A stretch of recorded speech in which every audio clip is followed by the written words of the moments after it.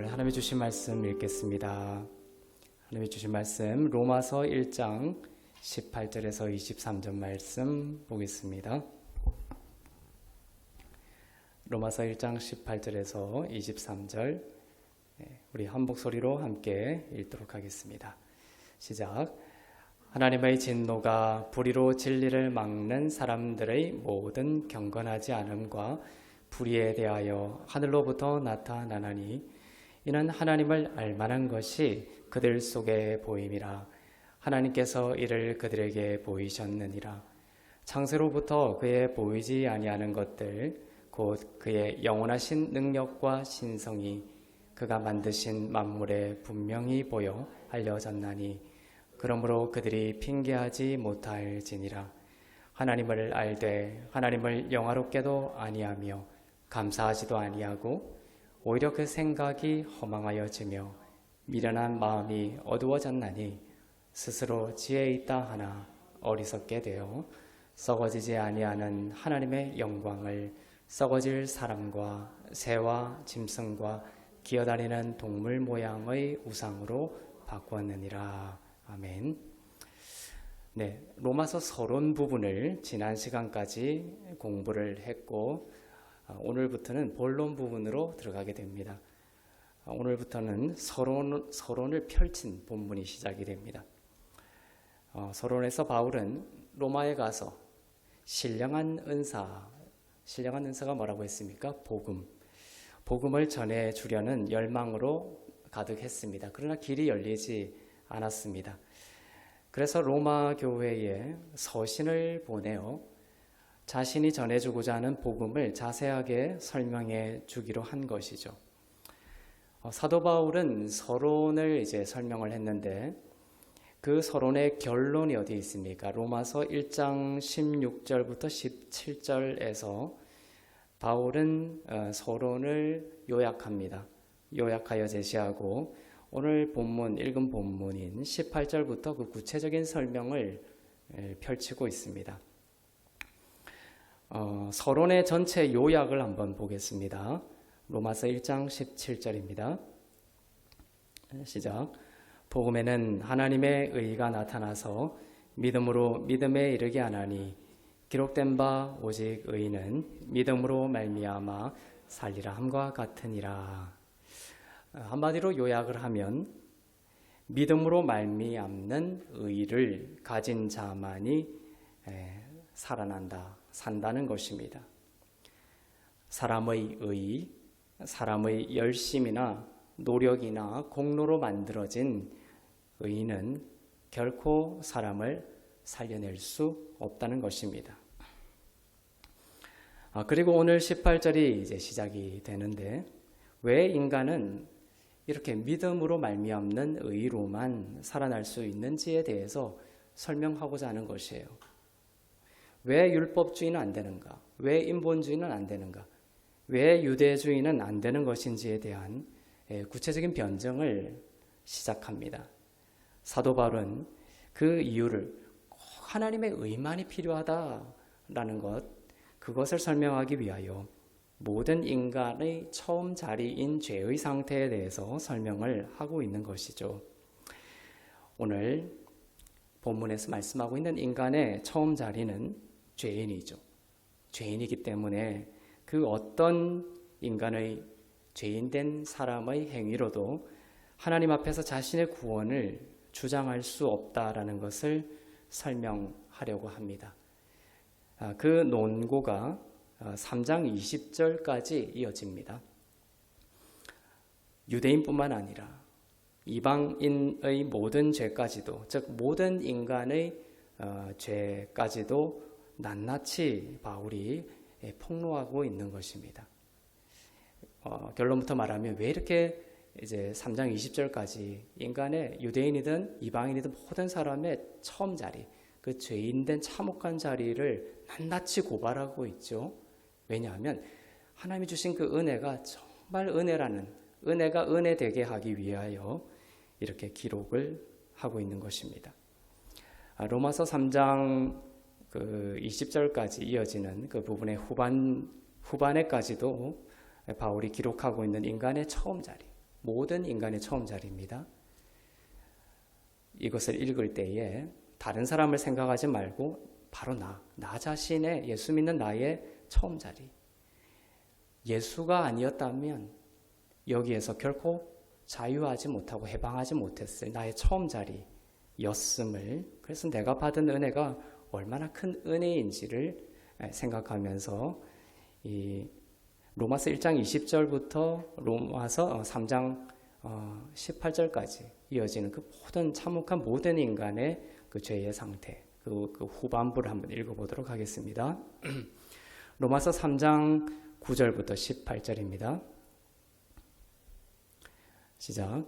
그러면 어떠하냐? 우리는 나으냐? 결코 아니라. 유대인이나 헬라인이나 다 죄 아래에 있다고 우리가 이미 선언하였느니라. 기록된 바 의인은 없나니 하나도 없으며 깨닫는 자도 없고 하나님을 찾는 자도 없고 다 치우쳐 함께 무익하게 되고 선을 행하는 자는 없나니 하나도 없도다. 그들의 목구멍은 열린 무덤이요 그 혀로는 속임을 일삼으며 그 입술에는 독사의 독이 있고 그 입에는 저주와 악독이 가득하고 그 발은 피 흘리는데 빠른지라.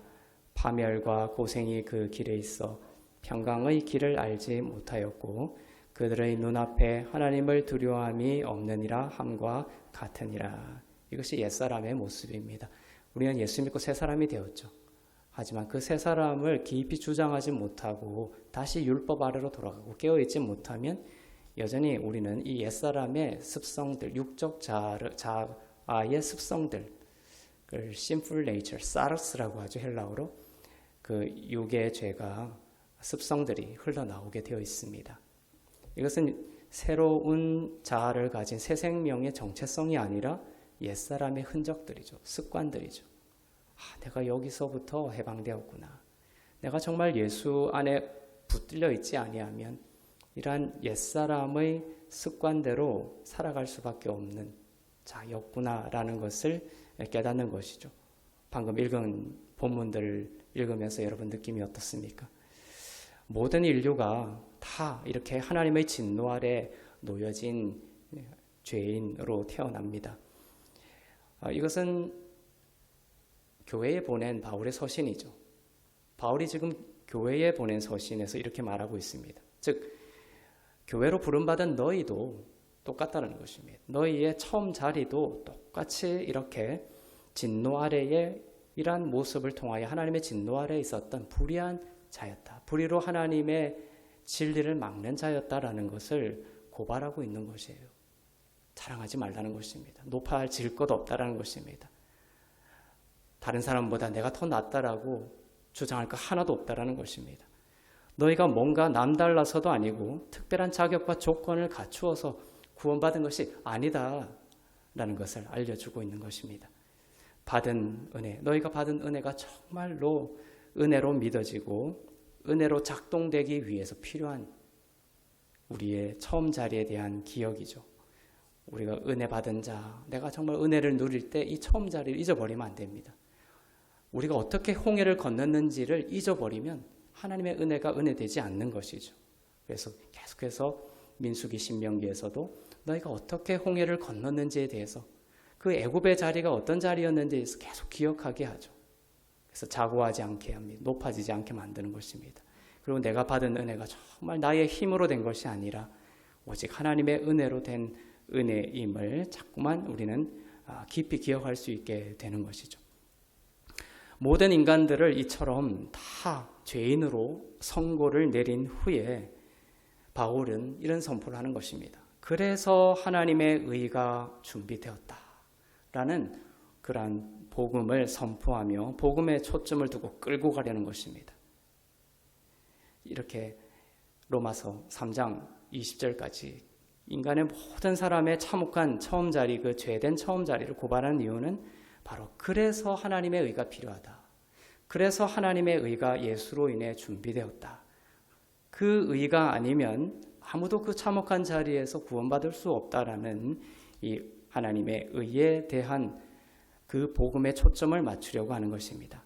교회야, 그 교회, 로마 교회야, 그리고 앞으로 이 로마서를 읽게 될 모든 하나님의 교회들이요, 너희가 하나님이 준비하신 값없는 의로 구원을 받았으므로 구원을 받은 이후에도 자기의 힘으로 구원의 이 과정에 무언가 보태려고 하는 모든 시도는 하나님의 일에 오히려 방해가 되는 일임을 알고 경계하라라고 로마 교회의 인본주의와 율법주의와 유대주의를 향해 외치고 있는 것입니다. 우리 안에 선한 열매들이 있죠. 그것은 구원의 결과로 맺히는 것이지 절대로 구원의 조건이 될 수 없다라는 것을 소리치고 있는 것입니다. 당시 그 초대 교회에는 예수를 믿는다라고 하는 사람들 사이에 교회 안에 무엇이 가득하다고 했습니까?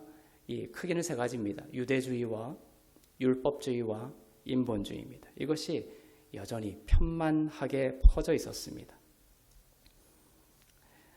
그래도 뭔가 내가 다른 특별한 점이 내게 있으니까 구원을 얻은 것이지 라는 생각, 혹은 이렇게 구원을 얻었으니까 이제 구원을 얻었을 때는 그래, 은혜라고 인정해.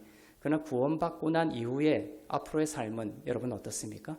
이제는 내 행위로 그 구원을 지켜내야지, 내 행위로 구원을 유지해야지라는 인본주의적인 그런 생각이 교회 안에 믿는 자들 사이에 흐르고 있었던 것입니다.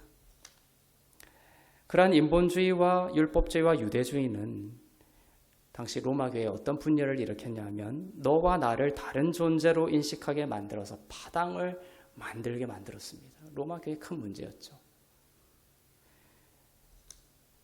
교회 안에 파당을 만들어서 교회 안에 분열을 초래하며 형제와 자매 사이에 어떤 차이에 따른 우열과 장벽을 만들어내기 시작했던 것입니다. 성경을 가만히 읽어보면 하나님께서 바울의 입술을 통해서 가장 교회 안에 하나님이 가장 미워하고 하나님이 가장 가슴 아파했던 현상이 바로 이겁니다. 파당 짓는 거, 분열하는 거, 저 사람과 나는 다르다라는 생각, 이것이 예수님의 몸을 찢어버리는 거거든요. 모든 교회의 분열과 소멸은 이것으로 되는 것입니다. 한번 찾아보면 모든 교회의 흩어짐은 결국은 이걸로 일어났습니다. 오늘날에도 은혜가 은혜되지 아니하면 동일한 현상이 교회 안에 발생한다. 그래서 은혜는 통합의 과정을 반드시 거치게 되어 있어요. 은혜는 나와 저 사람이 같다, 동일한 처음 자리와 동일한 나중 자리로 서로 하나다라는 이러한 통합의 자리를 거치지 않는 은혜는 없습니다. 은혜를 알수록 분열이 하나가 되는 것이죠. 초대교회 대표적인 문제 여러분 잘 아시죠? 나는 바울파다, 나는 아볼로파다, 나는 게바파다, 나는 그리스도파다, 이런 식으로 지체들과 나를 구분짓고 차별적인 마음으로 서로를 대했던 것이 초대교회의 가장 큰 문제 중에 하나였는데, 그 뿌리가 바로 은혜를 은혜로 받지 않고 인본주의와 율법주의와 유대주의로 회귀했던 것입니다. 인본주의, 유대주의, 율법주의가 다 공통적인 것이 무엇이죠? 나의 의의를 높이는 것입니다. 나는 저 사람보다 뭔가 좀 나아서 구원받았어. 나는 저 사람보다 조금 더 나아서 더 나은 구원을 받았어. 이러한 나의 의의가 중심에 있으면서 파당을 짓고 차별된 생각을 갖기 시작했던 것입니다. 사도 바울은 그 문제를 고치기를 원했습니다. 너희는 믿음으로 말미암아 하나님의 의에 의해 거저 구원받은 것을 분명히 알고 출발하라는 것입니다. 그래서 높아진 마음을 가진 로마 교회에게 처음 자리, 어떤 기소된 자리, 죄 아래에 있는 자로서 아까 읽었죠. 너무나 많은 그런 죄들이 열거되죠. 그 참혹한 그 죄 아래에 있는 자로서 기소가 되었던 처음 자리를 상기시키고 있는 것입니다. 그래서 너희가 받은 넘치는 용서와 용납을 통해 너희가 하나님의 의를 힘입어서 구원받은 그 하나님의 의를 빛나게 드러내고 있는 것입니다. 그 하나님의 의 아니고서는 아니야. 그 하나님의 의로만 너희 모두가 그 기소된 자리로부터 기소유예를 받고 구원받은 거야 라는 것을 상기시키고 있는 것입니다. 이렇게 처음 자리를 밝히고 있는 것이죠. 의인은 없나니 하나도 없다라는 것입니다. 로마 교회 너희도 불의의 자리로부터 구원받은 자라는 것을 각인시키고 있는 것입니다. 값없는 하나님의 은혜를 향하게 만들고 있는 것입니다. 로마서 1장 18절을 다시 한번 보겠습니다. 시작. 하나님의 진노가 불의로 진리를 막는 사람들의 모든 경건하지 않음과 불의에 대하여 하늘로부터 나타나나니. 하나님의 진노 아래 모두 있었던 것이었습니다. 불의로 진리를 막는 사람들이었죠, 우리가. 불의로 진리를 막는 사람들의 모든 경건하지 않음과 그 불의가 우리의 처음 자리였습니다. 그리고 그 불의에 하나님의 진노가 임한다고 말씀하고 있습니다. 그러한 우리가 받아야 될 그 진노 자리에 예수 그리스도께서 십자가에 하나님의 진노를 대신 받으심으로 우리는 이 하나님의 진노에서 멀어지게 되었습니다. 그러나 그것이 은혜가 정말 은혜되는 이유는 되게 하기 위해서 하나님의 진노 아래에 있던 불의로 진리를 막던 우리의 그 처음 자리에 대해서 이렇게 상기시키고 있는 것입니다. 당시 교회에는 영지주의가 스며들어 있었습니다. 로마서에 나타나 있는 또 다른 로마 교회의 문제점이 영지주의인데, 그것은 영지주의는 보편 구원론을 이야기했습니다. 그것은 뭐냐면 요즘도 이런 철학 사조들은 많죠. 예수님을 믿든 안 믿든 하나님의 진노는 없다. 이런 모든 것이 하나님의 진노다. 이런 그 극단적인 경우도 있고, 또 한편에서는 신이라는 것은 없기 때문에, 또는 예수님을 믿든 안 믿든 간에 하나님의 진노라는 것은 없다. 이런 그 사조들이 있었습니다.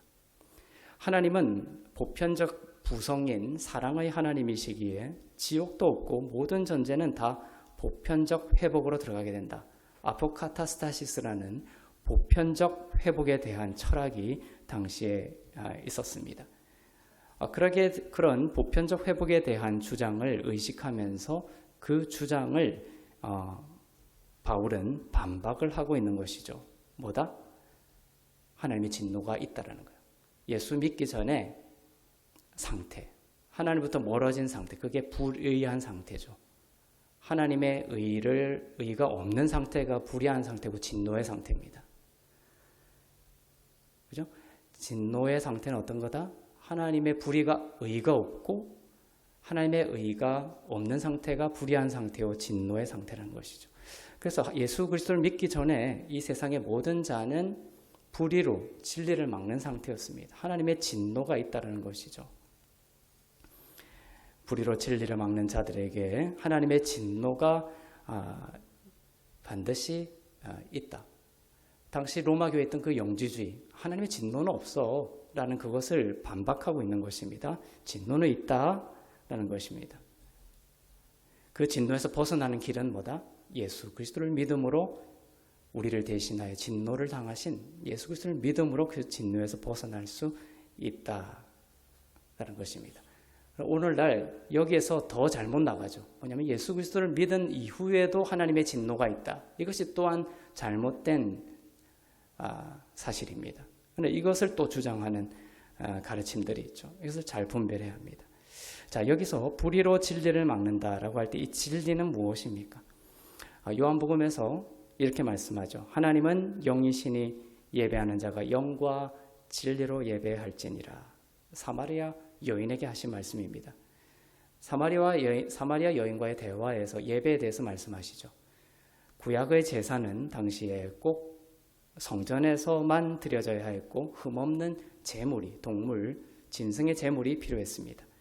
그러나 예수님은 이제는 성전이 아니라 성령으로 예수님이라는 그 제물이 자기 대신 바쳐졌다라는 것을 믿기만 하면 된다라는 것을 말씀하고 있는 것이죠. 그 제물이 상징하고 있는 예수님 자기 자신을 진리라고 하는 것입니다.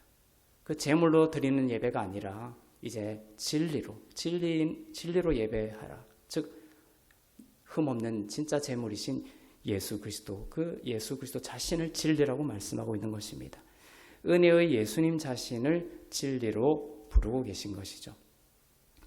자, 불의로 진리를 막는 자였습니다. 우리가 불의는 무엇입니까? 불의로 진리를 막는다는 것이 무엇입니까?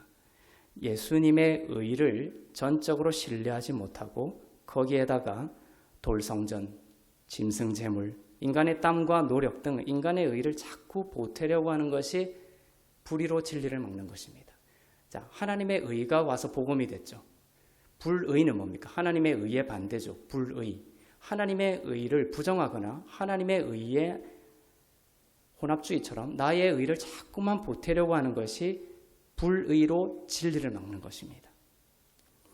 사도 바울은 1장 17절에서 믿음으로 말미암은 의만 진짜 의이고 그 의를 소유한 자만 참 생명으로 살아난다라는 것을 말하고 있습니다. 왜냐하면 18절에서처럼 예수님의 의만을 전적으로 의지하지 않는, 즉 예수님의 의만을 전적으로 의지해야 불의가 아닌 것이에요.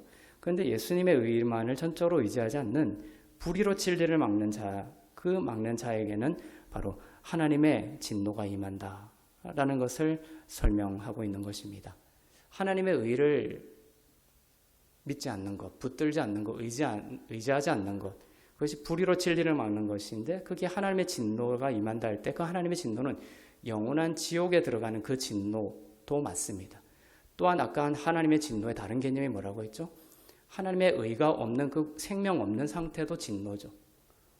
그러니까 예수 믿는 우리도 그냥 깨어있지 못함으로 나의 의로 충만한 하루를 보낼 때 무엇을 느낍니까? 허무함, 무기력, 우울함. 이것이 바로 하나님의 진노의 상태죠. 하나님의 생명이 없고 하나님의 의가 없는 그 상태. 그것이 바로 하나님의 진노 아래에 있는 다른 의미다라고 이중적 의미가 있는 것입니다. 하나님의 의가 내 안에 충만할 때 우리가 새로운 생명으로 충만한 삶을 살 수가 있는 것이죠.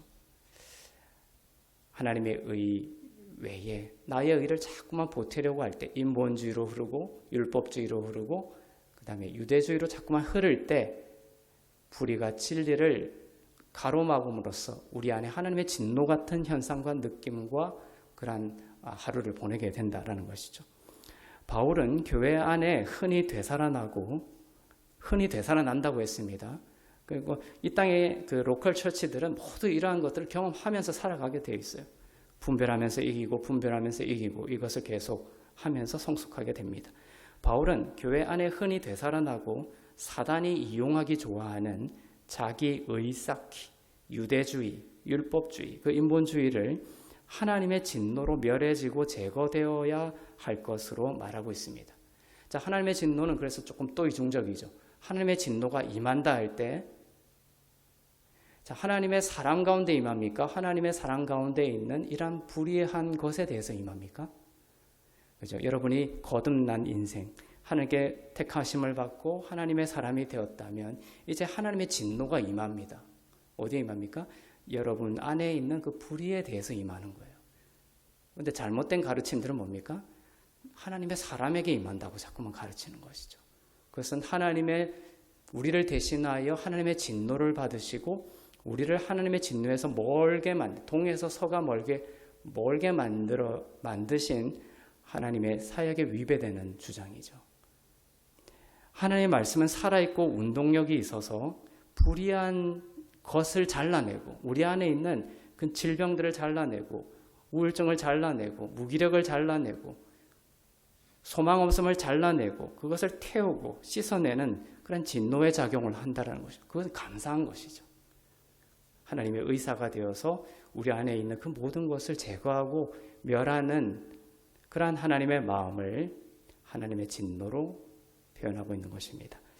어떤 사람에게 여러분에게 사랑하는 자녀가 있다고 칩시다. 어떤 사람에게 사랑하는 자녀가 있는데 그 자녀 안에 몸속에 큰 질병이 있다고 칩시다. 여러분이 분노하지 않습니까? 분노스럽죠. 그 자녀를 사랑하는 만큼 그 질병에 대해서 분노하게 돼 있어요. 그죠? 그런 것과 똑같습니다. 그 사람은 자녀를 사랑하는 만큼 그 질병을 미워하며 만일 그것을 없앨 수 있는 능력이 있다면 진노 가운데 멸하려 할 것입니다. 자녀를 멸하는 것이 아니라 말이죠. 마찬가지입니다. 오늘 많은 그 진노의 대상이 된 불의한 특징들을 이야기했습니다. 예수 믿고 난 우리 가운데서도 이러한 옛사람의 육적 소욕들이, 불의한 것들이 막 일어날 때마다 하나님의 진노가 그 가운데 임해서 그것을 다 멸하기를 소망합니다. 하나님 우리를 너무나 사랑하시고 사랑하시는 만큼 진노 가운데 그것들을 멸하실 것입니다. 우리의 소원을 들어주실 거예요. 여러분을 사랑하시는 하나님께서 여러분 안에 있는 그 진리를 막는 불의한 것들이 주의 말씀으로 소멸되고 제거되어지기를 원하십니다. 여러분의 삶이 더 은혜되게 하시기 위해서이고 불의에 대해서 이제 종로로 타며 사는 것이 아니라 더욱 하나님과 동행하며 하나님의 영광과 생명으로 살아가도록 하기 위해서 그러한 작업들을 하시는 것이죠. 하나님의 약속입니다. 믿으시기를 바랍니다. 저와 여러분의 처음 자리를 기억합시다. 처음 자리. 오늘 그 성경 말씀을 읽으면서 우리의 처음 자리를 기억하고 거기서부터 내가 어떠한 하나님의 피값으로 하나님의 의로 구원받았는지 우리의 그 처음 자리를 기억하기를 바랍니다. 내가 받은 은혜가 정말 은혜되게 하기 위하여 그 처음 자리에 대한 기억이 없으면 은혜가 은혜되지 않습니다. 높아지기만 하지. 그래서 하나님의 의라는 것은 완전 생명입니다. 하나님의 의는 죽음에서 살아난 의예요. 부활한 의를 말합니다. 그냥 의가 아니라, 그죠? 율법의 마침이 된 의를 말합니다. 공의를 만족시킨 의가 됩니다. 그죠? 그래서 내가 받은 은혜가 정말 은혜되게 하기 위하여 하나님의 진노가 임할 수밖에 없었던 우리의 처음 자리를 기억하고, 그래서 제자들이 이 가라지를 다 뽑아버릴까요? 할 때 예수님께서 놔둬라. 내가 다시 올 때까지 그 가라지를 놔둬라고 하신 이유가 그겁니다. 왜냐하면 우리 안에 자꾸만 일어나는 그 육적 불의한 소욕들이 가라지들이거든요. 그래서 그것을 들여다보면서 우리의 처음 자리를 기억하고 내가 받은 지금의 은혜가 정말 은혜되게 하기 위하여 그 가라지를 두신 거예요. 우리를 죽이려고 그러신 것이 아니라 더욱 살리고 은혜를 의지하며 살아가게 하기 위해서 두신 하나님의 거룩한 장치인 줄로 믿습니다. 그렇게 우리의 처음 자리를 기억하고 그 자격 없는 우리를 살리신 하나님의 그리스도의 희생과 사랑과 참된 은혜를 생각하고, 그죠? 이게 감사죠. 은혜 받은 자의 마땅한 영적인 표현은 감사입니다. 은혜 받은 자는 반드시 감사로 터져 나오게 되어 있습니다. 그래서 내가 받은 은혜가 처음 자리를 거친 은혜가 아니라 높아진 은혜면 감사가 나오잖아요. 그러나 나의 처음 자리를 기억한 은혜가 정말 은혜된 자는 반드시 감사로 터져 나오게 되어 있어요. 예수님은 항상 감사하셨죠. 모든 것이 선물이고 모든 것이 은혜임을 알게 됩니다. 하나님의 의를 받고 우리가 구원받았는데 하나님의 의의 열매는 감사입니다. 이런 시가 있습니다. 촛불에 감사하면 하나님은 별빛을 주시고, 별빛에 감사하면 하나님은 달빛을 주시고, 달빛에 감사하면 하나님은 햇빛을 주신다. 햇빛은 이미 와 있지만 많은 이들은 작은 것으로부터 감사하지 않고 영화롭게도 하지 않아 슬픈 하루를 보내는 경우가 많죠. 우리의 영이 깨어나고 생각과 마음이 낮은 곳으로부터 감사로 열리고 확장되기를 바랍니다. 이러한 처음 자리를 기억함으로써 우리가 받은 은혜가 정말 참된 얼마나 놀라운 은혜인지를 알고 은혜가 은혜된 자로서 터져 나오는 그러한 감사의 삶을 통해 아까 1장 몇 절입니까? 21절이죠. 하나님을 알되 하나님을 영화롭게도 아니하고 감사하지도 아니하며, 이것이 특징이에요. 이것이 바뀌어지면 어떻게 되죠? 은혜가 되면 감사함으로 하나님을 영화롭게 되는 걸로 바뀌는 것입니다. 아시겠죠? 21절을 기억하시면서 정말 은혜가 되어서 감사함으로, 모든 것에 감사함으로 하나님을 영화롭게 하는 사랑하는 하나님의 자녀들의 일생이 되기를 주의 이름으로 축복합니다. 기도하겠습니다.